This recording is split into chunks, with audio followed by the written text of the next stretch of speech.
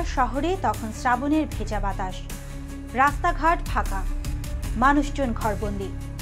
কিন্তু আকাশের মেঘের চেয়েও ভারী ছিল জাতির বুকে জমে থাকা ভয়, প্রশ্ন আর ক্ষোভ। সময়টা ছিল 2024 সালের 25 জুলাই।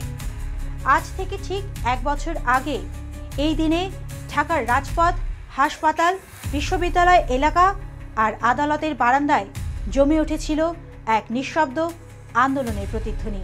ঢাকার মিরপুর 10 মেট্রো স্টেশন তখন আলোচনার কেন্দ্রে, যেখানে তৎকালীন প্রধানমন্ত্রী শেখ হাসিনা উপস্থিত হন মেট্রো স্টেশনে হওয়া ক্ষয়ক্ষতি দেখতে।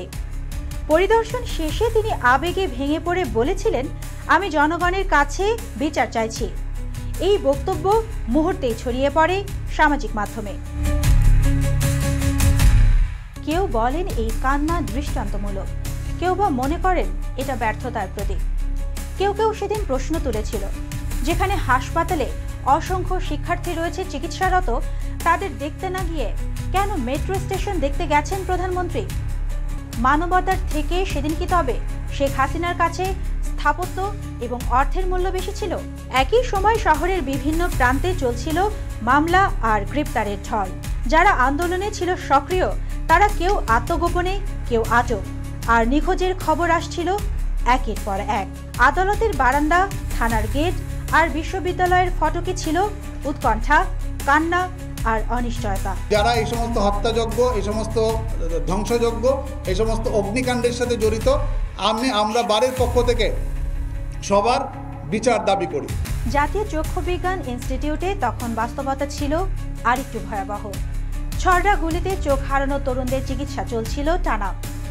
শুধু সেই সপ্তাহেই চোখে অস্ত্রোপচার হয়েছিল অন্তত 278 জনের। অনেকেই আর কোনোদিন আলো দেখতে পারবে না।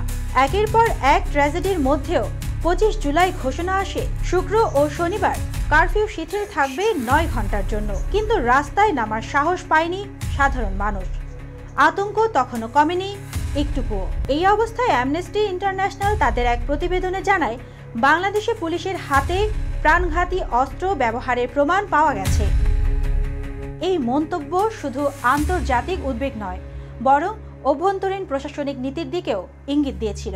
সেদিন বৈষম্য বিরোধী ছাত্র আন্দোলন একটি বিবৃতি দেয়। তাদের বক্তব্য ছিল, কোটা সংস্কারের বিষয়ে আলোচনার পরিবেশ না থাকলে সমস্যার স্থায়ী সমাধান সম্ভব নয়। সংসদে এখনও কোনো আইন পাশ হয়নি, সমস্যা তাই সমাধান হয়নি। এদিন পর্যন্ত মৃত্যুর সংখ্যা দাঁড়ায় 204 জনে। সেদিনই মৃত্যু হয় আরও 3 জনের। একজন রাজশাহীর ছাত্র, একজন নারায়ণগঞ্জের কর্মী, আরেকজন কলেজ ছাত্রী। সরকারি ভাষ্য ছিল, দেশ শিগগিরই স্বাভাবিক হয়ে যাবে। স্বরাষ্ট্রমন্ত্রী সেদিন জানান, প্রধানমন্ত্রীর নির্দেশে সেনাবাহিনী মাঠে। অন্যদিকে আন্দোলনকারীদের বিরুদ্ধে ওঠে রাষ্ট্রবিরোধী ষড়যন্ত্রের অভিযোগ। 1 বছর পেরিয়ে আজ 2025 সালের 25 জুলাই।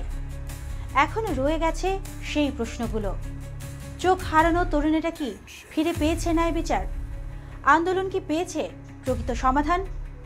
আর আমরা কি কেবল নতুন দিনের অপেক্ষায়, নাকি পুরনো প্রশ্নের উত্তর খুঁজেই হারিয়ে যাচ্ছি? সুবর্ণা মেহজাবিন, দেশকাল নিউজ।